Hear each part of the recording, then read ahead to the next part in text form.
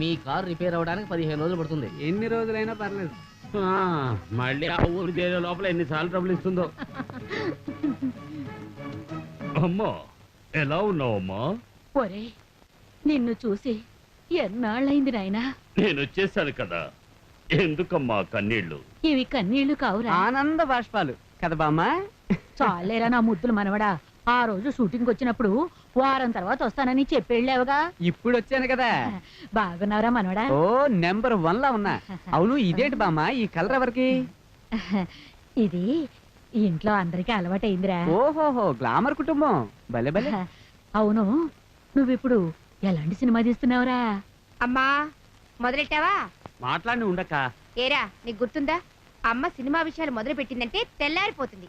అంతా నా పెళ్ళంలాగా. ఏమండి కాస్త నోరు మూసుకుంటారా?